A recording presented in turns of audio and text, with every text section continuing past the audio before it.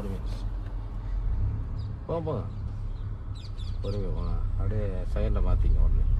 ஒரு wheel move ஆகினாவே போதும் first, அவ்வளோதான். போங்க லெஃப்ட் வாங்க, லெஃப்ட் வாங்க. இந்த கோட்டுக்கு இந்தாண்டே போங்க. ஏறி போனால் இங்கே கிட்ட பார்க்காதீங்க. கிட்ட பார்த்தீங்கன்னா அகலமாக தெரியும். டூ வீலர் இருக்குதுல்ல, அந்த அளவுக்கு முன்ன பாருங்க. அப்போ ஒரு டூ வீலர் கணக்கு தான். நீங்கள் போங்க லெஃப்ட் வாங்க.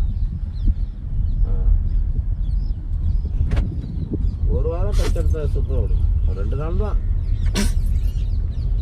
போங்க. அப்படியே தேட மாற்றி இழுத்து மாற்றுங்க.